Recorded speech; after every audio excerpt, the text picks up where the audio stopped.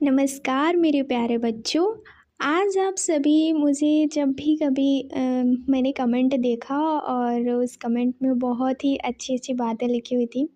तो कुछ ने मुझे दीदी कहा। तो मैं जब मुझे ना दीदी जो भी कहता है ना तो मुझे बहुत अच्छा लगता है। और कुछ ने कहा कि बहुत अच्छा पढ़ाती हैं, आपकी आवाज़ बहुत अच्छी है। तो थैंक यू वेरी मच, आप सभी का बहुत बहुत धन्यवाद। सच तो मेरी मेहनत सफल हो जाती है जब आप फीडबैक देते हो, तो मुझे बहुत अच्छा लगता है। जैसे कि आज हम पढ़ने वाले हैं पादप वृद्धि एवं परिवर्धन के बारे में। तो इस चैप्टर में जो आपको नीट में सीधे नंबर दिलाएगा, और आपको जितने भी यूट्यूब पे टीचर होंगे वो सभी यही बताएंगे कि आप एनसीईआरटी रीडिंग करो, और एनसीईआरटी की हर लाइन आपको बहुत अच्छे से याद होनी चाहिए। तो मैं आपको इस वाले टॉपिक को पढ़ाने से पहले एक मोटिवेशन लाइन बताना चाहती हूँ कि हर बड़ा पेड़ कभी एक छोटा सा बीज था। आज हम जानेंगे कि वही बीज कैसे बनता है। एक विशाल वृक्ष पादप वृद्धि एवं परिवर्धन के माध्यम से होता है। तो मैंने इसी चैप्टर से मोटिवेशन एनर्जी बना लिया। तो अब मैं एक और एनर्जेटिक पॉइंट बोलती हूँ, जिसका है आपका यही सबसे एनसीईआरटी की लाइन बाय लाइन को हम जब स्टडी करेंगे ना, तो ये बहुत ही बेस्ट होने वाला है। तो आप सब लोग इस वीडियो के अंत तक बने रहिएगा। तो चलिए स्टार्ट करते हैं। हमारा पॉइंट इसमें क्या है, अध्याय हम 13 में क्या क्या पढ़ने वाले हैं। वृद्धि, विभेदन, निर्विभेदन तथा पुनर्विभेदन, परिवर्धन और पादप वृद्धि। तो आपने अध्याय 5 के अंतर्गत फूल वाले पौधों के संगठन के बारे में अध्ययन किया, राइट। मैंने वीडियो अध्याय 5 का डाल दिया है, आप डिस्क्रिप्शन बॉक्स में जाके देख सकते हैं। क्या आपने कभी सोचा है कि मूल, तना, पत्तियां, फूल तथा बीज जैसी संरचना कहाँ और कैसे पैदा होती है, और वह भी एक क्रमबद्ध तरीके से है। और आप बीज पौधा, नव अंकुरित पौधा, पादप, छोटा पौधा और परिपक्व पौधा जैसे शब्दों से परिचित हो गए हैं। जैसे कि जो लोग गांव के होंगे ना, वो लोग बहुत अच्छे से जानते होंगे कि जब बीज बोया जाता है तो वो किस तरीके से अंकुरित करता है ना। आपने यह भी देखा होगा कि सभी पेड़ समय के अंतराल में ऊंचाई और गोलाई चौड़ाई में लगातार वृद्धि करते हैं। हालांकि उसी वृक्ष की पत्तियां, फूल एवं फल आदि न केवल एक सीमित लंबाई चौड़ाई के होते हैं, बल्कि समयानुकूल वृक्ष में निकलते हैं, गिरते भी हैं। यही प्रक्रिया लगातार दोहराई जाती है। एक पौधे में फूल आने की प्रक्रिया कई वृद्धि के बाद क्यों होती है? सभी पौधे के अंग भिन्न तरह की ऊतकों से बने होते हैं। क्या एक कोशिका ऊतक अंग की संरचना और उसके द्वारा संपन्न की जाने वाली क्रियाकलाप के बीच में कोई संबंध है? तो पौधे की संरचना और उसके पौधे की सभी कोशिकाएं युग्मनज की संतति और वंशजज होती हैं। और तब ये सवाल उठता है कि क्यों और कैसे, है ना। इनमें भिन्न भिन्न संरचनात्मक और क्रियात्मक विशेषताएं भी होती हैं। परिवर्धन दो प्रक्रिया का योग है। वृद्धि का विभेदन, शुरुआत में जानना अनिवार्य है कि परिपक्व वृक्ष परिवर्धन एक युग्मक एवं निषेचित अंडे से शुरू होकर एक सुनिश्चित एवं उच्च नियमित वंशानुक्रम की घटना है। यह प्रक्रिया के दौरान एक जटिल शारीरिक संरचना का गठन होता है, जो जड़ों और पत्तियों, शाखाओं और फूल, फलों एवं बीजों को उत्पादित करता है। अतः वे मर जाते हैं, है ना। तो अब यहाँ तक हमने पढ़ा। अब हम देखेंगे नेक्स्ट है हमारा पौधे की वृद्धि को पराक्रम का प्रथम चरण बीज अंकुरण है। जब पर्यावरण में वृद्धि के लिए अनुकूल परिस्थितियां होती हैं तो बीज अंकुरित होता है, और इस प्रकार परिस्थितियों के अभाव से जो बीज अंकुरित नहीं होता है, इस निलंबित वृद्धि अथवा परसुप्त काल चला जाता है। जब अनुकूल परिस्थितियां वापस आती हैं तब बीजों में अब उपापचय क्रियाएं पुनर्वेशित हो जाती हैं तथा वृद्धि होने लगती है। तो इस अध्याय में फ्रेंड्स हम कुछ ऐसे कारकों के बारे में पढ़ेंगे और परिवर्धन प्रक्रिया के संचालित और नियंत्रित करते हैं कि कारक के पौधे यानी कि पौधे के आंतरिक एवं बाहरी होते हैं। तो इससे पहले हम इसके पूरे पॉइंट को समझ लेते हैं। तो आपने देखा कि पहला हमारा जो अध्याय है वो है पादप वृद्धि, है ना। तो पादप वृद्धि है क्या? पौधों को आकार और आयतन की वृद्धि को ही पादप वृद्धि कहते हैं। और ये क्या करता है? यह वृद्धि कोशिका विभाजन और कोशिका विस्तार यानी सेल इलोंगेशन से होती है। पौधे में वृद्धि जीवन भर चलती रहती है, यानी मनुष्य में वृद्धि तो नहीं चलती है, वो सिर्फ एक समय के बाद रुक जाती है, लेकिन जो पौधा होता है वो जीवन पर्याप्त चलता रहता है ना। अभी देखिए जैसे कि फरवरी चल रहा है, फरवरी में आप देखोगे कि जो बसंत ऋतु है, बसंत ऋतु में इस समय फरवरी भी बीत गया, आज मार्च है, 3 मार्च है। तो इसमें क्या होगा कि फरवरी और मार्च में बसंत ऋतु चलते हैं, पतझड़ का टाइम आता है। तो पतझड़ में बहुत ही अच्छा लगता है कि जब पुरानी पत्तियां जब झड़ जाती हैं तो नई पत्तियां उग जाती हैं, है ना। तो ये पौधों में वृद्धि क्या होता है? जीवन भर चलता रहता है, जड़ और तना लगातार बढ़ते रहते हैं। और परिवर्धन का क्या मतलब होता है? परिवर्धन इसका मतलब होता है डेवलपमेंट, है ना। क्या होता है? डेवलपमेंट। तो केवल लंबाई बढ़ाना ही सब कुछ नहीं होता। बीज से पौधे बनना, फूल आना, फल बनना, ये सब परिवर्धन के अंतर्गत आते हैं। और जैसे वृद्धि प्लस विभेदन यानी डिफ्रेंसिएशन, परिपक्वता से ही क्या बनता है? परिवर्धन बनता है। अब बात करते हैं कि इसके कुछ पॉइंट ऑफ व्यू हैं। बीज के बारे में भी बात करते हैं। बीज क्या है? तो बीज को अनुकूल परिस्थितियां, पानी, ऑक्सीजन, तापमान मिलती है। अंकुरण यानी जर्मिनेशन होता है, जड़ और तना निकलते हैं, पत्तियां बनती हैं, बाद में फूल और फल बनते हैं। अब इसमें ये भी कहा गया है कि जो वृद्धि को नियंत्रित करने वाले जो कारक होते हैं, हमने अभी यहाँ पे पढ़ा कि वृद्धि के नियंत्रित करने वाले जो कारक होते हैं उनमें कौन सी होती हैं। जैसे कि अभी हम इसके अंदर पढ़ेंगे कुछ चीज़ें विशेष हार्मोन्स के बारे में, इंटरनल हार्मोन्स के बारे में पढ़ेंगे। Internal hormones. तो इंटरनल हार्मोन्स के अंतर्गत देखेंगे ऑक्सीन, ठीक है, ऑक्सीन, जिबरेलिन, साइटोकाइनिन और फिर एथिलीन और एप्सिस अम्ल। तो ये सारी अम्ल हार्मोन्स बहुत ही इंपॉर्टेंट होते हैं, पादप हार्मोन से। और एक्सटर्नल के बारे में पढ़ेंगे तो उसमें हम प्रकाश, तापमान, पानी और गुरुत्वाकर्षण के बारे में पढ़ेंगे। तो चलिए हम इस पौधे के बारे में देख लेते हैं। जैसे कि देखो, जब भी हम कोई बीज बोते हैं तो पहले हम बीज को लगाते हैं, यानी ये सेम के अंकुरण निवेदित, यानी कि ये क्या कर रहा है? डेवलपमेंट हो रहा है, डेवलपमेंट नीचे से ऊपर की तरफ जा रहा है। तो ये क्या कर रहा है? मिट्टी में रेखा, यानी कि मिट्टी में कोई बीज आपने बोया तो उसमें पहले क्या बनता है? बीज पात्र आधार बनता है, फिर उसके कुछ रूट्स बनते हैं, फिर उसके बाद वो थोड़ा सा अंकुरण करेगा और वो मिट्टी से बाहर जाएगा। तो ये प्रोह वाला पार्ट होता है, प्रोह वाला पार्ट होता है। तो इसमें क्या होगा कि अब बीज अंकुरित हो गया, है ना। कहते हैं ना कि बीज में अंकुरित होने लगा, तो ये बाहर आ जाता है। तो बाहर आने के बाद वो क्या करता है? पत्ते निकालता है, मतलब उसमें बीज पत्र का निर्माण हो जाता है।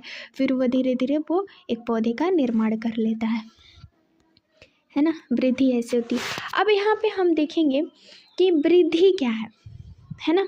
वृद्धि, तो आपने कहा कि वृद्धि पौधों में जीवन भर होती रहती है ना, लेकिन एनिमल्स में नहीं होती है वृद्धि जीवन भर।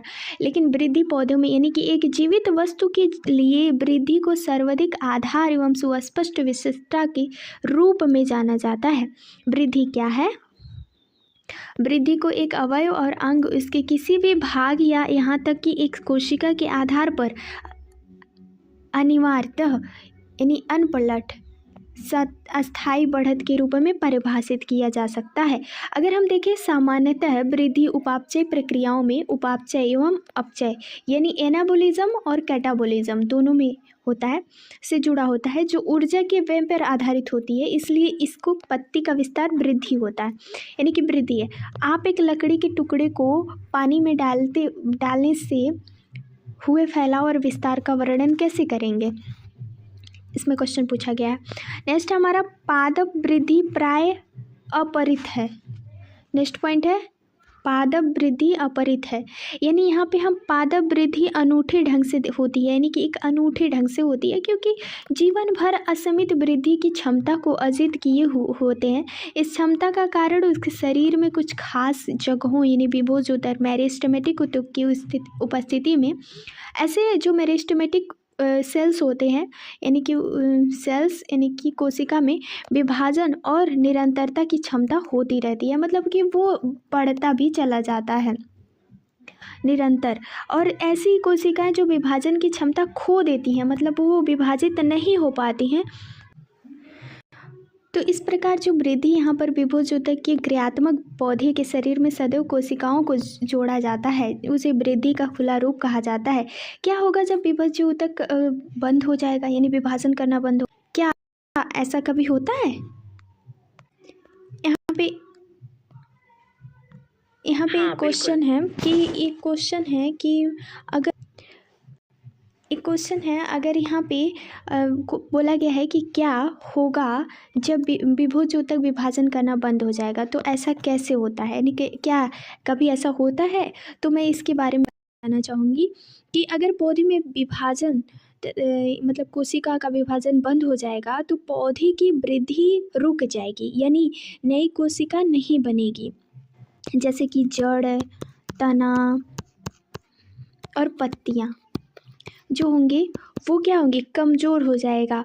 उसके साथ ही यानी कि ये बढ़ना बंद हो जाएगा, पौधे समय के साथ कमज़ोर हो जाएगा और इसका जो आकार है वो नहीं बढ़ेगा और आगे चलकर मर सकता है, क्योंकि नई संरचनाएं नहीं बन पाती हैं। इसी वजह से कोशिका विभाजन पौधे की वृद्धि और जीवन के लिए ज़रूरी है ना। आप समझ में आया कि क्या होगा जब विभोजोतक का विभाजन बंद हो जाएगा? समझ में आया ना आपको?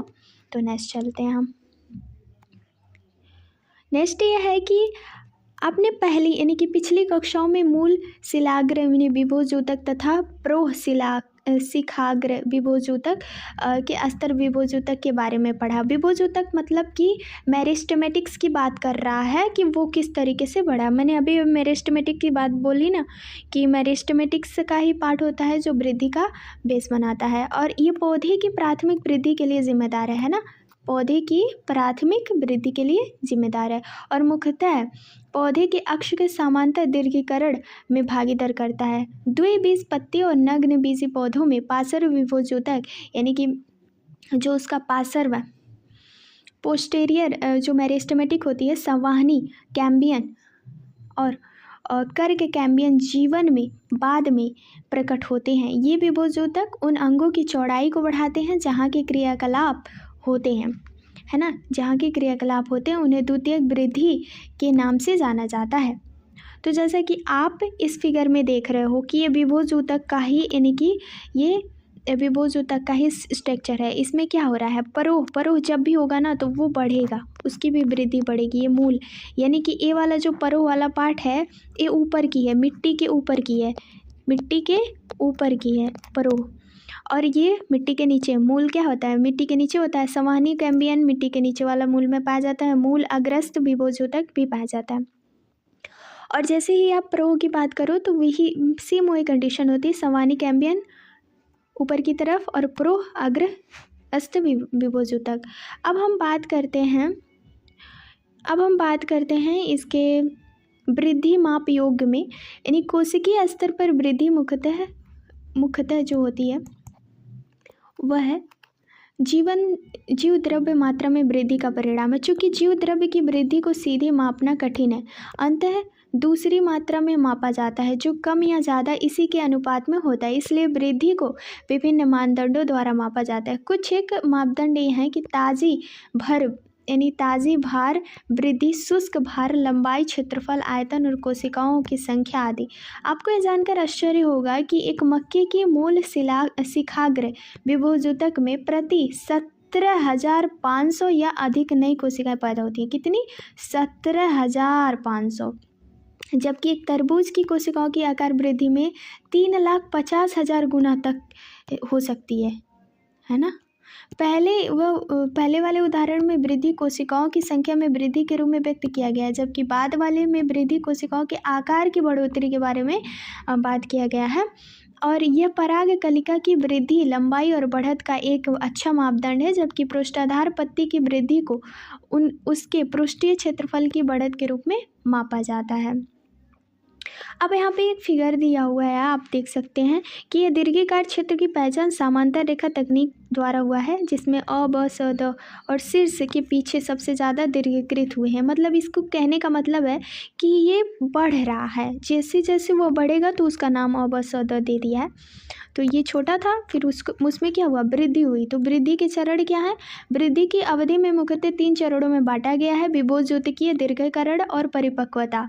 तो अब हम इसको देखते हैं। यानी विभोज ज्योतक जो है, विभोज ज्योतिकीय चरण में कोशिकाएं मूल शिखाग्र और परोस शिखाग्र दोनों में लगातार विभाजित होती हैं। मतलब कि जड़ भी अलग होगा और ऊपर की वो जो परो वाला पार्ट होगा वो भी होगा। तो इस क्षेत्र की कोशिकाएं कोशिका द्रव में भरपूर होती हैं और व्यापक संलक्ष्य केंद्र के अधिकृत किए होते हैं। उनकी कोशिका भित्ति प्राथमिक पतली और प्राचुर जीवद्रव्य तंत्र संयोजन के साथ सेलुलोजिक होती है। विभोज्योतक क्षेत्र के समीपस्थ ठीक अगला जो नोक यानी अगला नोक से दूर होता है, कोशिका दीर्घीकरण के चरण का प्रतिनिधित्व करता है। इस चरण में कोशिकाओं का बड़ा रसधानी यानी जो उसका वैकुल्स होता है और भवन, कोशिका विशालीकरण और नौ कोशिका भित्ति निक्षेपण आदि विशिष्टताएं होती हैं। अगर हम इसके पुनः शिखाग्र से आगे जाएं यानी उसके आगे वाले पार्ट में जाएं तो हम देखेंगे दीर्घीकरण के अधिक समीपस्थ अक्ष का वह भाग स्थित होता है जो कि परिपक्वता के चरण में जा रहा होता है, और इस परिक्षेत्र में स्थित होने वाली जो कोशिकाएं होती हैं अंतिम आकार को प्राप्त लेती हैं। और इस भित्ति की मोटाई और जो रसधानी चरण में होती है वह आपने पिछली कक्षा में उत्कोर कोशिकाओं के बारे में अध्ययन किया, जो इसी चरण के प्रतिनिधित्व करती है। हम यूट्यूब के यानी कि प्लेलिस्ट में आपको वीडियो मिल जाएगी इसका नेक्स्ट वाला जो पार्ट है। नेक्स्ट है वृद्धि दर। अब वृद्धि दर के बारे में बात करता है तो समय की प्रति इकाई के दौरान बढ़ती हुई जो वृद्धि दर होती है उसी को वृद्धि दर कहा जाता है। वृद्धि की दर गणितीय ढंग से अगर देखा जाए तो जीव और उसके अंग कई तरीक़ों से कोशिकाएं पैदा करते हैं। जैसे कि देखिए यहाँ पे वृद्धि कैसे होती है, यहाँ पे वृद्धि 2 से 3, 3 से 4, 4 से 5, 5 से 6, तो इस तरीके से अंक गणितीय वृद्धि हुई। ज्यामिति में 2 से 4, 4 से 8, 8 से 16, 16 से 32, तो ये ज्यामितीय वाले पार्ट में हुआ। तो आप यहाँ पे देखोगे जब भी विभाजन होता है युग्मनज विभाजन ही पहले करता है ना, पहले क्या होगा जाइगोटी का विभाजन होगा ना, तो फिर उसके बाद अलग अलग उसमें पार्ट बनेंगे। ज्यामितीय अवस्था में सभी कोशिकाएं विभाजित होती हैं अगर जाइगोट की अवस्था में देखा जाए तो, है ना। 2 से जैसे कि एक जाइगोट है उसमें से 2 बना, 2 से 4, 4 से 8, 8 से 16, इस तरीके से विभाजन होता है। और यहाँ पे अंक गणितीय विभाजन अगर देखें तो ये लास्ट वाले विभाजन में होता है, जब आखिरी चरण पे होता है विभाजन के समर्थ कोशिकाएं होती हैं, विभाजित होने के समर्थ कोशिकाएं होती हैं। तो ये हमारा है।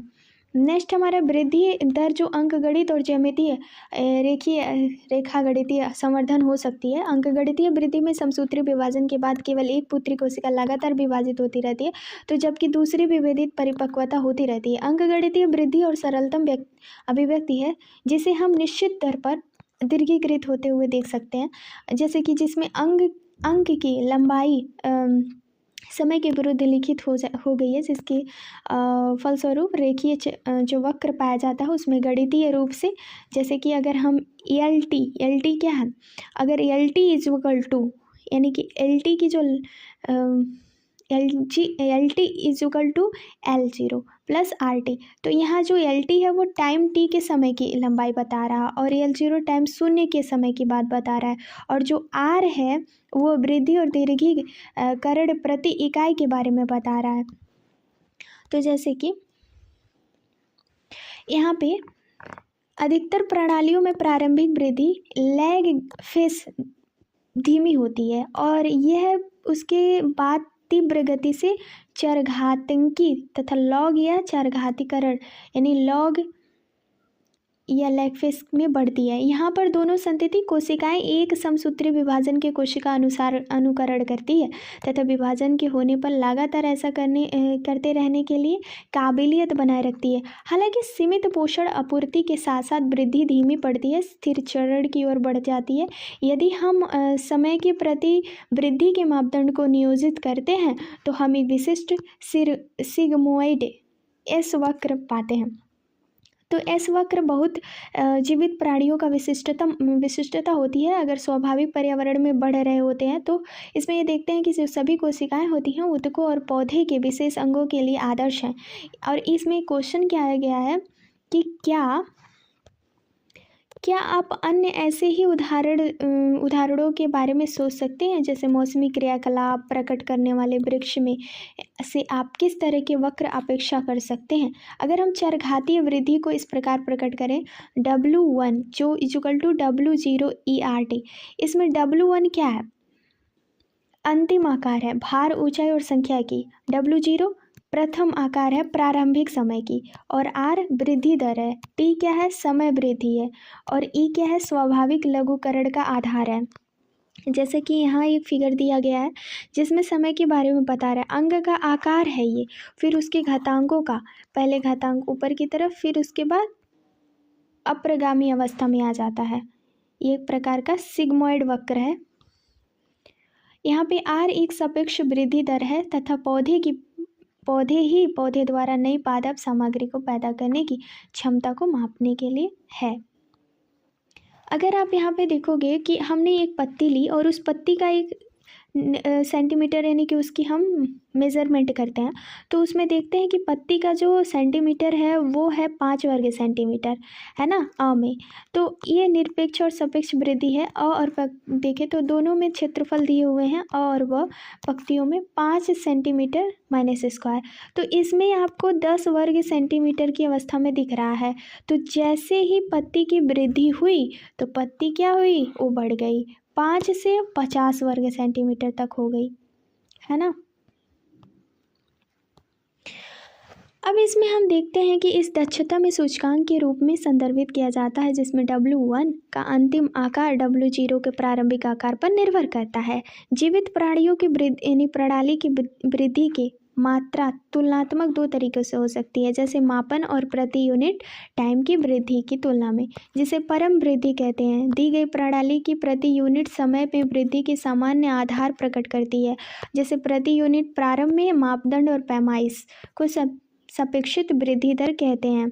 यहाँ 2 पत्तियाँ अ और ब विभिन्न आकारों की दिखाई देती है, लेकिन एक दिए गए समय में इसके संपूर्ण क्षेत्रफल में वृद्धि समान होती है और फिर भी उसमें एक से सापेक्षित वृद्धि हो जाता है। अगर वृद्धि ज़्यादा है तो इसमें कौन सी और क्यों? तो इसके लिए हम देखते हैं नेक्स्ट में वृद्धि के दशाएं। अगर हम ये बात करें कि जो कोशिका है, कोशिका क्यों नहीं करते, यानी कि ये लिखने की कोशिश करते क्यों नहीं करते कि पौधे की वृद्धि के लिए ज़रूरी चीज़ें क्या हैं। अब तो पहली बात तो यही है, मैंने पहले वीडियो में बता दिया, उस पर कुछ हार्मोन्स होते हैं जिसमें वो वृद्धि करता है। तो जल, ऑक्सीजन तथा पोषक तत्व आवश्यक होने चाहिए जो वृद्धि के लिए अनिवार्य है, राइट। पौधे की जो कोशिकाएं होती हैं वो आकार में बड़ी होकर वृद्धि करती हैं, इसके लिए जल की आवश्यकता होती है। इसलिए पादप की वृद्धि और उसका परिवर्धन पानी की स्थिति और उपलब्धता से जुड़ी है। वृद्धि के आकार एंजाइमों की क्रियाशीलता के लिए जल और माध्यम उपलब्धता करता है। ऑक्सीजन अपापचय ऊर्जा का मुक्त करने में मदद करती है। पौधे द्वारा पोषकों, स्थूल और सूक्ष्म आवश्यक तंत्र की आवश्यकता जीव द्रव्य के संश्लेषण और ऊर्जा के स्रोत के रूप में काम करने के लिए होती है। अगर इसमें बात करें तो इसके जो अतिरिक्त प्रत्येक पादप जीवों के लिए इष्टतम ताप परिसर होता है, तो उसकी वृद्धि के लिए अत्यधिक अनुकूल होता है। इस ताप के दायरे के लिए किसी भी प्रकार का बिलगाव उस अपरजीविता की हानिकारक हो सकता है। इसके साथ ही पर्यावरण संकेत जैसे प्रकाश, गुरुत्वाकर्षण की वृद्धि कुछ अवस्थाएं या चरणों को प्रभावित करती है ना। अब हम बात करते हैं विभेदन विभेदन और निर्विभेदन और पुनर्विभेदन क्या होता है। तो इसको हम पहले देख लेते हैं कि जो मूल शिखाग्र विभोजोतक है, परोह शिखाग्र, मूल शिखाग्र और परोह शिखाग्र का मतलब समझ रहे हैं। जैसे कि मान लो ये पृथ्वी है, ठीक है, और पृथ्वी की जो नीचे वाला पार्ट होगा उसे हम मूल शिखाग्र कहेंगे, क्योंकि इसमें जड़ निकलेगा, है ना, जड़ निकलेगा।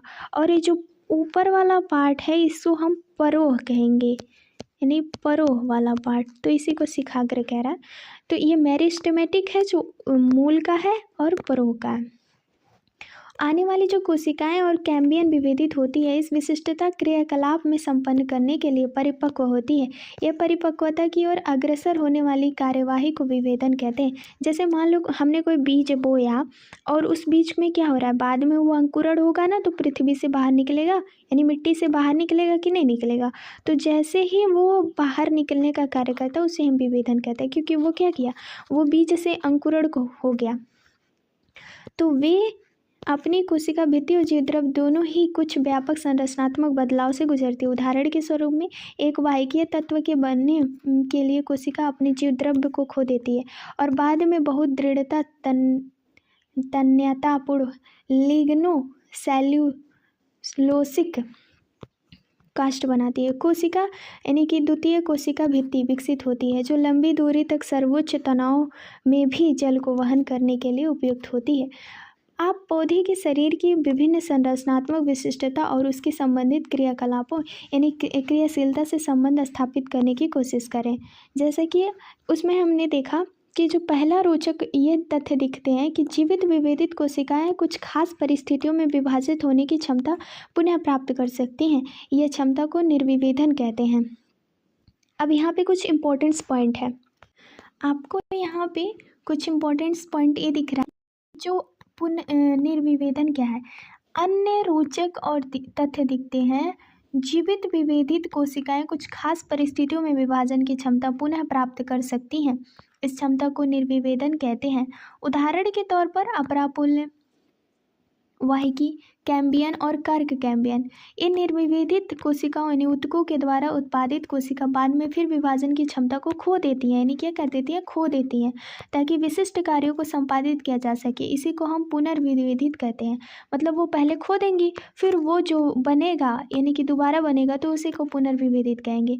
एक काष्ठीय यानी काठ हो गई, जो वुडी वाली पार्ट होती है, डाइकोटाइलोडॉन्स यानी काष्ठीय डाइकोटाइलोडॉन्स से पादप के कुछ ऊतकों की सूची बनाएं जो पुनर्विभेदन के उत्पादक हैं। आप अनुर्वेद और कैसे वर्णन करेंगे, ये क्वेश्चन कह रहा है। आप मृदुतक कोशिकाओं को जिसे प्रयोगशाला के नियंत्रण क्षेत्र में ऊतक संवर्धन के दौरान विभाजित कराया जा सकता है, उसे क्या कहेंगे, उसे पुनर्विभेदित कहेंगे। जैसे मान लो अगर आपने कोई पेड़ लिया, ठीक है, अब वो पेड़ जड़ में है पहले से ही, तो आप उसकी पत्तियों को क्या करोगे, तोड़ दोगे, नींव का ही ले लो। तो उसके बाद आप जब तोड़ दोगे ना, तो फिर वो कुछ टाइम बाद नई पत्तियों का भी वो नई पत्ती निकल जाएगी। तो नई पत्ती निकलने का क्या मतलब है, उसका पुनर्विभेदित हुआ कि नहीं हुआ। पौधे में वृद्धि उन्मुक्त होती है, अर्थात परिमित अथवा अपरिमित हो सकती है। हम कह सकते हैं कि जो पादप होते हैं विभेदित और उन्मुक्त होते हैं, क्योंकि ठीक उसी विभोजोतक में पैदा हुए ऊतक कोशिका परिपक्व होने से भिन्न संरचनाएं तैयार करते हैं। कोशिका ऊतक की परिपक्वता के समय अंतिम चरण कोशिका के आंतरिक स्थान पर निर्भर करता है। उदाहरण के लिए शिखाग्र विभोजोतक से दूरस्थ कोशिकाएं मूल गोप कोशिका के रूप में विभेदित होती है, जबकि जिन्हें बाहरी वलय की ओर ढकेल दिया जाता है जहाँ त्वचा के रूप में परिपक्वन होती है, उसे उन्मुख विभेदन का कुछ और उदाहरण जोड़ना चाहेंगे, जो कोशिकीय स्थिति और पादप अंगों में उसके साथ के संबंधों को दर्शाता है। अब बात करते हैं हम परिवर्तन यानी डेवलपमेंट। तो डेवलपमेंट क्या है, परिवर्तन वह शब्द है जिसके अंतर्गत जीव के जीवन चक्र में आने वाली वे सारे बदलाव शामिल हैं जो विचाकुरण और जरावस्था के बीच आते हैं। तो जो उच्च पादप की जो कोशिकाएं होती हैं ना, उसमें होने वाले जो परिवर्तन होती हैं प्रतिक्रियाओं को, जैसे कि यहाँ पे कोशिका है, तो पहले क्या होगा, विभोजोतक विभोजोतक जो मेरिस्टेमेटिक होती है, प्लाज्मेटिक वृद्धि करती है, फिर उसके अंदर दीर्घीकरण होता है, फिर विभेदन होता है, परिपक्वता होती है, फिर उसके बाद परिपक्वता कोशिका परिपक्व हो जाती है, फिर चरावस्था में होती है, फिर उसके बाद उस पौधे की मृत्यु हो जाती है। अब इसमें हम बात करते हैं जो पर्यावरण के प्रभाव के कारण जीवन के जड़ों पे जो पथों का अनुसरण करता है उसके बारे में।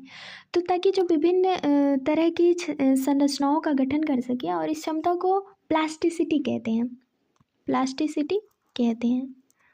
तो अगर कोई पूछे, मतलब क्वेश्चन में आए प्लास्टिसिटी किसे कहते हैं, तो पर्यावरण पौधे के पर्यावरण के प्रभाव के कारण जीवन के विभिन्न चरणों में विभिन्न पथों यानी पाथ का अनुसरण करते हैं ताकि विभिन्न तरह की संरचनाओं का गठन कर सके। इस क्षमता को प्लास्टिसिटी कहते हैं। उदाहरण के तौर पे आप कपास, धनिया, वो लार्कस्पर और विभिन्न आकार की पत्तियां, इन पौधे में पत्तियों का आकार किशोरावस्था एवं परिपक्व अवस्था में भिन्न होते हैं। दूसरी तरफ वाटर कप में पत्तियों का आकार वायवीय भागों में अलग होता है। विषम पर्वता का यह दृश्य प्लास्टिकता और सुघटता का एक उदाहरण है। जैसे देखो यहाँ के पे कुछ लार्कस्पर की पत्तियां हैं, ठीक है, और कुछ वाटर का पानी में पाए जाने वाले विषम पड़ी हैं। तो ये तरुण है, ये पौड़ है, और ये पार्श्वी आवास है, और ये जलीय आवास है। तो आप इसमें देख सकते हो कि इसके जितने भी प्लांट हैं वो डिफरेंट स्टेज में हैं। नेक्स्ट है अंतः एक पौधे जीवन में वृद्धि, विभेदन, परिवर्धन बहुत ही निकट संबंध रखने वाली घटनाएं। व्यापक तौर पर परिवर्धन को वृद्धि विभेदन के तौर के रूप में माना जाता है। पौधे के परिवर्धन अर्थात वृद्धि विभेदन दोनों आंतरिक और बाह्य कारकों में नियंत्रित होती है। आंतरिक कारकों में आंतरकोशिकीय आनुवांशिक एवं अंतरकोशिका कारक जैसे कि पादप वृद्धि नियामक रसायन शामिल होते हैं, जबकि बाह्य कारकों के अंतर्गत प्रकाश, तापक्रम एवं ऑक्सीजन एवं पोषक शामिल होते हैं। अगर यहाँ पे बात करें पादप वृद्धि और नियामक की विशिष्टताएं, तो पादप वृद्धि नियामक विभिन्न रासायनिक संगठनों वाले साधारण लघु अणु होते हैं। यानी कौन से अणु होते हैं? लघु, मैक्रो मॉलिक्यूल्स होते हैं, और ये इंडो सम्मिश्रण होते हैं। इंडोल थर्ड एसिटिक अम्ल जिसे हम ए के नाम से जानते हैं। एडेनिन ब्यूट फरफ्यूराइल, एमिनो प्यूरिन, काइटिन और कैरोटेनॉइड और वसा अम्लों के व्युत्पन्न acetic acid ABA, terpene gibberellin acid GA और गैसेस एथिलीन C2H4 आदि हो सकते हैं। ये क्या है? ये प्रकार का ना वृद्धि विनायक, यानी कि वृद्धि विनायक में पाठ्यक्रम यानी वृद्धि पादप वृद्धि तत्व है जो पादप हार्मोन्स तथा फाइटो हार्मोन्स के नाम से वर्णित किया गया है। पादप वृद्धि नियामक PGR को व्यक्त रूप से एक जीवित पौधे में उनकी कार्यशीलता के आधार पर दो समूहों में बांटा जा सकता है। PGR का एक समूह वृद्धि उन्नयन क्रियाकलापों में लगा होता है, जैसे कि कोशिका विभाजन, कोशिका प्रसार, प्रतिमान संरचना, ट्रॉपिक, अनुवर्तनी वृद्धि, पुष्पन, फलीकरण, बीज संरचना आदि, जिन्हें पादप वृद्धि नियामक भी कहा जाता है। जैसे कि ऑक्सीजिब्रेलिन्स और साइटोकाइनिन्स, उसके जो ऊपर समूह के दूसरे PGR और दबाव के प्रति उत्पादकों की अनुक्रिया समूह के दूसरे PGR में महत्वपूर्ण कोशिका भूमिका निभाते हैं। इसके साथ ही वे विभिन्न वृद्धि बाधक क्रियाकलापों जैसे प्रसुप्त और विलगन में शामिल हो सकते हैं। एब्सिसिक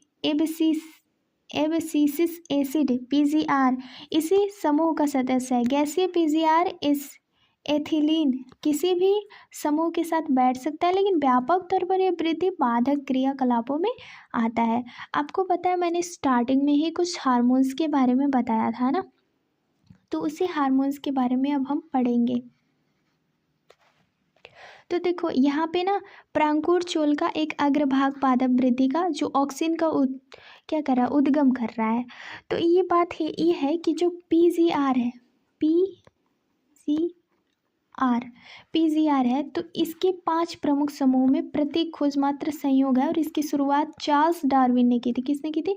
चार्ल्स डार्विन और उनके पुत्र फ्रांसिस डार्विन ने की थी। और इस अवलोकन में उन्होंने देखा कि कनारी का घास है उसमें प्रांकुर चोल कैलियोपटाइल एक पार्श्वीय प्रदीपन के प्रति अनुक्रिया कर रहा है। जैसे यहाँ पे देखो इसमें कैप लगा हुआ है, प्रकाश के उद्गमन की तरफ वृद्धि, यानी प्रकाश जिधर प्रकाश है उधर ही वो अपने आप को मोड़ ले रहा है। प्रयोगों की लंबी श्रृंखला के पश्चात यह निष्कर्ष निकाला कि प्रांकुर चोल की नोक संचारणीय प्रवाह की जगह है जो संपूर्ण प्रांकुर चोल के मुड़ने का कारण है। ऑक्सीन की खोज किसने की थी? तो F.W. वेंट ने की थी। और जो अंकुर के प्राचुर कोर यानी प्रांकुर चोल शिखर में की गई थी।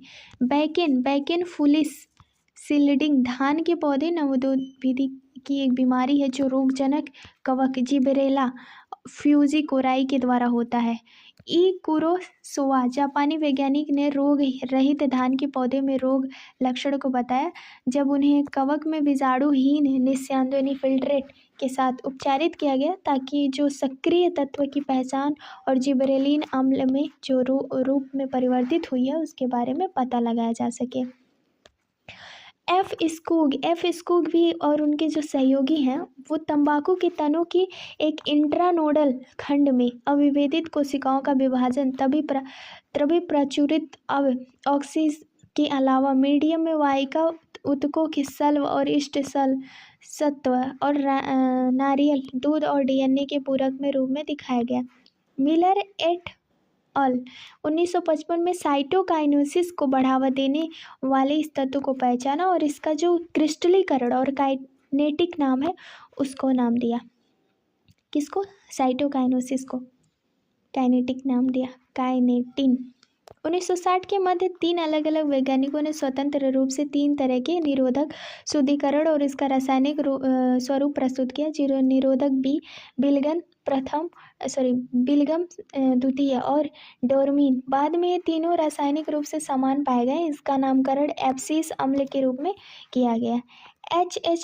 कंजिन्स 1910 सुनिश्चित किया कि पके हुए संतरों में निकाला हुआ एक वाष्पशील तत्व पास में रखे बिना पके केले की शीघ्रता में पकता है। बाद में वाष्पशील एथिलीन के नाम से जाना गया जो गैसीय पीजीआर। आइए अब इन पांचों के बारे में हम बात करते हैं, उनके प्रभावों को अलग अलग अध्ययन करते हैं।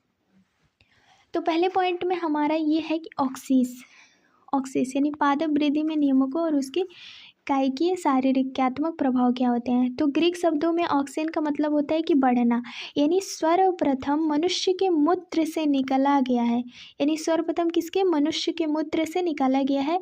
यानी शब्द ऑक्सीस इंडोल थर्ड एसिटिक अम्ल जिसे हम AIAA बोलते हैं, अन्य प्राकृतिक और कृत्रिमिक यौगिक जिसमें वृद्धि करने की क्षमता हो प्रयोग किया जाता है। ये प्राय तने मूल के बढ़ते हुए शिखर पर बनते हैं। वहाँ से प्रक्रियाशीलता और बढ़ने जो भाग होता है ऑक्सीस जैसे IAA और इंडोल ब्यूटेरिक अम्ल जैसे निकाला गया है। NAA नेफ्थेलिक एसिटिक अम्ल 2,4-D डाइक्लोरोफिनॉक्सी एसिटिक अम्ल कृत्रिम ऑक्सीस है। ऑक्सीस के उपयोग का एक विस्तृत दायरा है कि बागवानी के खेतों में प्रयोग किए जाते हैं और ये तनों की कटिंग यानी कमलों में जड़ फूटने यानी रूटिंग में सहायता करता है जो पादप प्रवर्धन में व्यापकता में इस्तेमाल की जाती है। ऑक्सीस पुष्पन को बढ़ा देती है जैसे कि अनानास में पौधे के पत्तों और फलों की शुरुआत अवस्था में गिरने से बचाते हैं तथा पुरानी परिपक्व पत्तियों फलों के विलगन को बढ़ावा देती है। उच्च पादपों में वृद्धि करती है। अग्रस्त कलिका पार्श्व कक्षस्थ कलियों की वृद्धि अवरोधित करते हैं जिसे क्या कहते हैं? एपिकल डोमिनेंस यानी शिखाग्र प्राधान्यता कहते हैं। परोह सिरों को हटाने से प्राय पार्श्व कलियों की वृद्धि हो जाती है और ये बात व्यापक रूप से चाय रोपड़ और बाड़ बनने हेज मेकिंग में लागू होती है। क्या हम बता सकते हैं क्यों? जब भी आप इसको कटिंग करोगे बीच से तो ये वहाँ से क्या होगा? ग्रो कर लेगा दूसरा बीच में से। इसके साथ ही ऑक्सीन अनिषेक फलन को प्रेरित करती है जैसे कि टमाटर में इसे व्यापक रूप से शाकनाशी के रूप में प्रयोग किया जाता है। 2,4-D व्यापक रूप से द्विबीजपत्री खरपतवारों का नाश कर देता है, लेकिन एक बीजपत्री परिपक्व पौधों को प्रभावित नहीं कर पाता। एक इम्पॉर्टेंट पॉइंट है। और इसका जो प्रयोग है मालियों के द्वारा लॉन को तैयार करने के लिए किया जाता है। इसके साथ ही ऑक्सिस जाइलम विभेदन को नियंत्रित करने और कोशिका के विभाजन में मदद करता है। अगर मैं आपको बताऊं कि जो आपका ऑक्सिस है वो हमेशा कोशिका के विभाजन में मदद करता है ना। अब आते हैं हम जिबरेलिन्स के बारे में पढ़ेंगे। जिबरेलिन्स एक अन्य प्रकार के क्या है, प्रोत्साहित पीजीआर है। क्या है? प्रोत्साहित पीजीआर है। और इसमें 100 से अधिक जिबरेलिन्स की सूचना विभिन्न जीवों में आ चुकी है, जैसे कि कवक और उच्च पादपों में, जिसे GA, G2, G3 और इसी तरह से नामित किया गया। हालांकि GA, G3 वह जिबरेलिन्स है जिसके सबसे पहले की खोज की गई थी। अभी भी सभी को अधिक संगतता के अध्ययन के लिए के रूप में स्वरूप में प्रयोग किया जाता है। और जो सभी GAS हैं अम्लीय होते हैं और ये पौधों में व्यापक दायरे की कई अनुक्रिया देते हैं। अक्ष की लंबाई बढ़ने की जो क्षमता रखते हैं, अंगूर के डंठल की लंबाई बढ़ाने में प्रयोग किए जाते हैं। जिबरेलिन्स सेब जैसे फलों को लंबा बनाते हैं ताकि वे उचित रूप से ले सकें। ये जरावस्था भी रोकते हैं ताकि फल पेड़ में अधिक समय तक लगे रह सके। बाजार में मिल सकते हैं GA3 के नाम से। और शराब उद्योग में मल्टिंग की गति बढ़ाने के लिए प्रयोग किया जाता है। गन्ने के तने कार्बोहाइड्रेट्स, चीनी या शर्करा के रूप में एकत्र होता रहता है। गन्ने की खेती में जिबरेलिन छिड़काने तने की लंबाई बढ़ती है, जिससे 20 टन प्रति एकड़ ज़्यादा उपज बढ़ जाती है। GA छिड़कने यानी जिबरेलिन छिड़कने पर किशोर शंकु वृक्ष में परिपक्वता तीव्र गति से होती है। बीज जल्दी ही तैयार हो जाता है। जिबरेलिस चुकंदर, पत्ता गोभी, रोजेटी स्वभाव वाले पादपों में बोल्टिंग पुष्पन से पहले अंतःपर्व और दीर्घीकरण को बताता है। आपको इस सभी में पता चला कि जो जिबरेलिन्स होता है वो क्या करता है, वो उपज को बढ़ाने का काम करता है। यानी गन्ने में अगर आप शराब डालोगे ना, वो जो लोग शराब देसी शराब पीते हैं, अगर आप उसको डाल दोगे, छिड़काव कर दोगे ना, तो पौधा आराम से वृद्धि कर जाएगा। और गन्ना क्या है, गन्ने को पौधा ही मतलब उसका पौधा ही तो बढ़ाना है, उसके बाद वो बढ़ जाएगा। लेकिन अगर आप चुकंदर, पत्ता गोभी में डालोगे तो उतना तो नहीं प्रभाव पड़ेगा, लेकिन हाँ कुछ ऐसे भी होंगे जो उसके वजन को बढ़ा देंगे, मतलब उसके वजन में बढ़ोतरी होगी। और ज़्यादा बड़ा हो जाता है तो लोग लेते नहीं, हाइब्रिड कह के छोड़ देते हैं। नेक्स्ट है साइटोकाइनेंस। साइटोकाइनेंस आप अपना जो विशेष प्रभाव साइटोकाइनेसिस कोशिका द्रव्य विभाजन में डालता है और इसे काइनेटिन यानी एडेनिन का रूपांतरण रूप एक प्यूरिन के रूप में ऑटोक्लेव्ड हेरिंग के शुक्राणुओं में खोजा गया था। काइनेटिन पौधे में प्राकृतिक रूप से नहीं पाया जाता। साइटोकाइनिन जैसे पदार्थों की खोज के क्रम में मक्का की अशिष्ट और नारियल दूध से जियाटिन अलग किया जा सकता है। जियाटिन के खोज के बाद अनेकों प्राकृतिक रूप से प्राप्त साइटोकाइनिन से तथा कोशिका विभाजन प्रोत्साहन पहचाने गए। प्राकृतिक साइटोकाइनिन्स उन क्षेत्रों में संश्लेषित होता है जहाँ तीव्र कोशिका विभाजन संपन्न होती है। उदाहरण के लिए मूल, शिखाग्र, विकासशील प्रो कलिकाओं और तरुण फल आदि नई पत्तियों में हरित लवक पार्श्व प्रोह वृद्धि और अपस्थानिक प्रोह संरचना में मदद करती है। साइटोकाइनिन शिखाग्र प्रधानता से छुटकारा दिलाता है। वे पोषकों की संचरण में बढ़ावा देता है, जिससे पत्तियों की जरावस्था को देरी करने में मदद मिलती है ना। अब बात करते हैं एथिलीन। एथिलीन जब भी आएगा ना तो आपको केला पकाने वाला दवा और आम पकाने वाला दवा याद रहना चाहिए, क्योंकि भाई साहब हम लोग गांव के हैं तो इसे बहुत आसानी से हम समझ सकते हैं। एथिलीन एक साधारण गैसीय पीजीआर है। ये जरावस्था को प्राप्त होते हुए उत्तकों और पकते हुए फलों के द्वारा भारी मात्रा में संश्लेषित हो जाती है। एथिलीन पौधे की अनुप्रस्थ क्षैतिज वृद्धि, अक्षों के फुलाव और द्विबीज भिदुक में अंकुश संरचना को प्रभावित करती है। एथिलीन जरावस्था और विगलन को मुख्यतः पत्ती और फलों को बढ़ाती है, यानी किसको, पत्ती और फलों को बढ़ाती है। पौधों यानी यह फलों को पकने में प्रभावी होती है। फलों के पकने के दौरान यह श्वसन की गति की वृद्धि करती है। श्वसन वृद्धि में गति की बढ़त को क्लाइमेट्रिक श्वसन कहते हैं। अब एथिलीन के और भी प्रभाव के बारे में देख लेते हैं। जैसे एथिलीन बीज और कलिका प्रसुप्त को तोड़ती है, मूंगफली के बीज में अंकुरण को शुरू करती है और आलू के कंदों को अंकुरित करता है एथिलीन। तो ध्यान दीजिए यहाँ पे, एथिलीन गहरे पानी के धान के पौधे में प्रवृत्त और तीव्र दीर्घीकरण के लिए प्रोत्साहित करता है। यह पत्तियों तथा परोह के ऊपरी भाग को पानी से ऊपर रखने में मदद करता है, जिसके साथ ही एथिलीन मूल वृद्धि और मूल रोमों को प्रोत्साहित करती है। पौधों को अधिक अवशोषण प्रदान करने में मदद करती है। क्या, एथिलीन।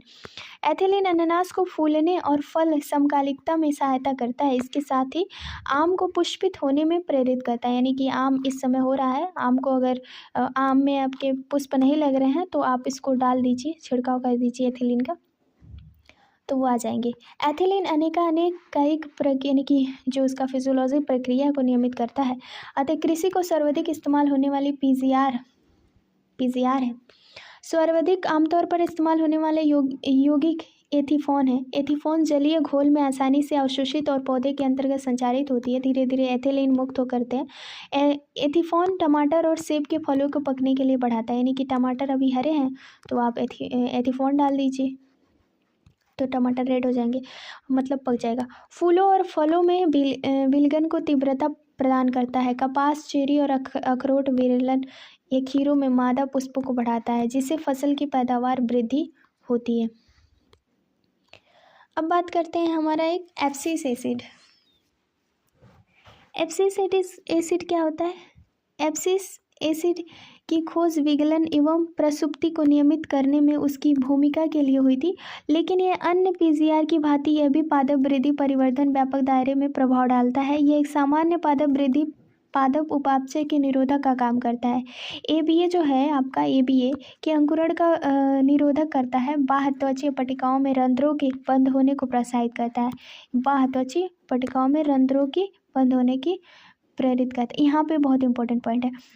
पौधों को विभिन्न प्रकार के तनावों को सहने क्षमता प्रदान करता है, इसी कारण इसे तनाव हार्मोन्स भी कहते हैं। क्या कहते हैं? इसे तनाव हार्मोन्स कहते हैं। एबीए की बीज विकास, परिपक्वता, प्रसुप्ति आदि महत्वपूर्ण भूमिका निभाते हैं। प्रसुप्ति को प्रेरित करने के लिए एबीए बीज को शुष्कन तथा वृद्धि के लिए प्रतिकूल परिस्थितियों में बचा देता है और बहुत सारी परिस्थितियों में एबीए जीएस के लिए एक निरोधक की भूमिका निभाता है। हम संक्षेप में कह सकते हैं कि जो पादप वृद्धि, विभेदन और परिवर्धन की एक कई अन्य पीजीआर कुछ न कुछ भूमिका निभाते हैं। भूमिका संपूरक की है, ये फिर निरोधक भी हो सकती है। ये भूमिकाएं व्यक्तिगत, निजी और योगवाही हो सकती है। इसी तरह के जो पौधे होते हैं, जीवन में कई घटनाएं होती हैं जहाँ से एक ज़्यादा पीजीआर मिलने पर घटना को प्रभावित करती है। आमतौर पर जो बीज हैं वो कलिका, प्रसुप्तिकरण, विगलन, जरावस्था, शिखर प्रभुत्व आदि। पीजीआर की भूमिका को एक सतह से आंतरिक नियंत्रित में है। याद करें, जो जीनोमिक होता है, जीनोमिक क्या है? जीनोमिक नियंत्रण और बाह्य कारक के साथ पौधे की वृद्धि परिवर्तन में महत्वपूर्ण भूमिका निभाता है। कौन? जीनोमिक।